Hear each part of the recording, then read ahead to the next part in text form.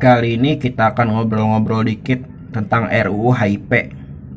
Ternyata ada baik dan buruknya juga. Pada hakikatnya ideologi merupakan hasil refleksi manusia karena kemampuannya mengadakan distansi terhadap dunia kehidupannya.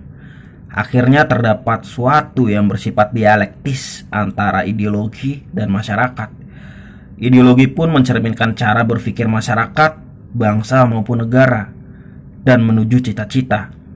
Di sini terlihat bahwa ideologi sangat menentukan eksistensi suatu negara untuk mencapai tujuannya melalui berbagai realisasi. Dari slide sebelumnya kita mengetahui bahwa ideologi itu mempunyai fungsi yang bagus bagi negara.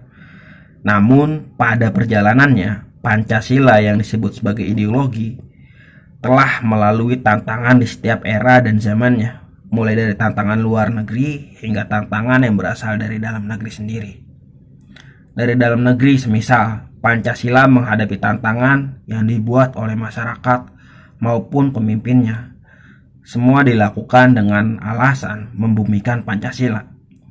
Pada masa pemerintahan terdahulu, seperti Manipul Usteknya dan P4-nya, dinilai beberapa kalangan menggunakan Pancasila sebagai alat mempertahankan kekuasaan dengan alasan yang sama, membumikan Pancasila. Lalu gimana dengan RUU HIP? Perlukah? Baikkah? Burukkah? Ini sih gue nanya sendiri, jawab sendiri ya.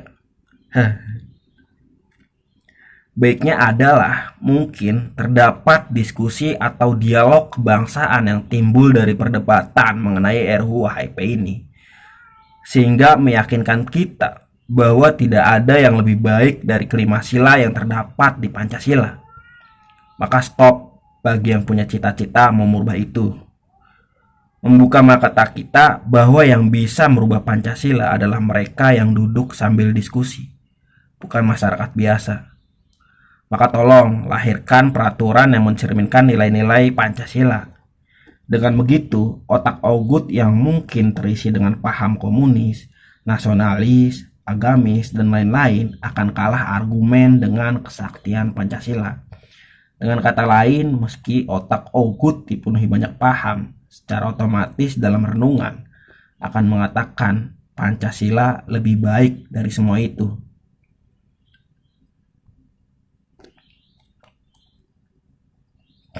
Sebagai contoh, Pancasila yang sekarang sudah sangat baik, maka jangan maksa buat ganti. Tentang nilai ketuhanan yang Maha Esa, dan kemudian direncanakan akan diganti dengan ketuhanan yang berkebudayaan.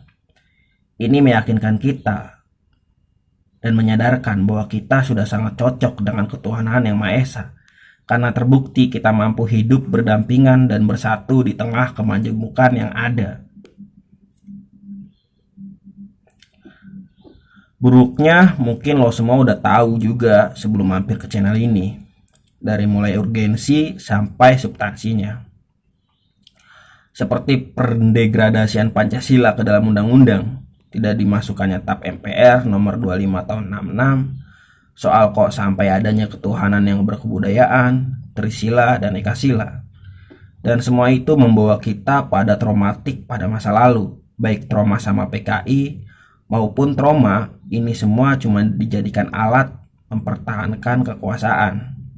Jadi nanti mereka ngomong ini tentang peraturan yang ada udah sesuai sama Pancasila, tapi kita nggak merasakannya. Trisila dan Ekasila yang ditawarkan pula dalam RUU ini menuai protes. Sebenarnya Trisila dan Ekasila bukan barang baru di Indonesia. Konsep ini pertama kali dilontarkan Soekarno dalam pidatonya 1 Juni 1945 di hadapan BPUPKI. Namun kalangan yang protes menyayangkan ini. Mereka beranggapan, ngapain sih kita korek lagi masa lalu, kan kita udah setuju sama Pancasila yang kita pakai sekarang. Apakah yang mengajukan ini mau meninggalkan legasi, mencari hegemoni baru melalui diskusi Pancasila ini, dengan harapan kembalinya kejayaan doi? Nah, ternyata pertanyaan yang barusan terpatahkan Karena baru-baru ini yang mengusulkan RUU ini udah sepakat tidak memakai Trisila dan Ekasila dan memasukkan kembali TAP MPR nomor 25 tahun 66. Terus tujuannya apa dong? Ya lu pikir sendiri, gua nggak tahu. Lalu apa dampak buruknya? Yang paling kerasa sama gua sih, adanya ini bikin gua lupa garap skripsi, malah bikin nih konten.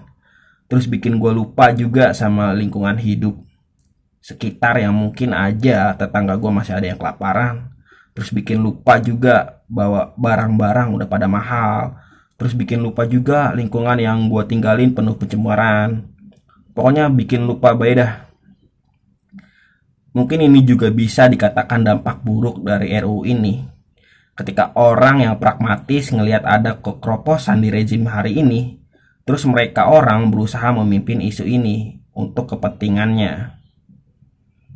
Lalu perlukah RUU HIP ini? Kalau gua sih mengatakan nggak perlulah. Kita pakai aja yang udah ada dengan baik-baik. Kita pakai yang udah ada melalui realisasi baik dalam peraturan yang lahir maupun kehidupan kita dalam sehari-hari. Jadi diharapkan sih DPR supaya menstop atau mencabut RI ini. Sudah cukup kita dialognya. Ternyata pada suka kok sama Pancasila yang udah ada. Loh, kenapa pemerintah nggak cabut? Ya kan yang mengusulkan DPR. Ya jadi DPR lah yang bisa nyabut dan menstop RUU ini. Iya, segitu aja. Banyak banget kurang. Mohon maaf. Mungkin kurangnya bisa lo tambahkan di kolom komentar. Kita buka dialognya, kita buka diskusinya. Cukup sekian. Wallahul muwaffiq ila aqwamit thoriq. Wassalamualaikum warahmatullahi wabarakatuh.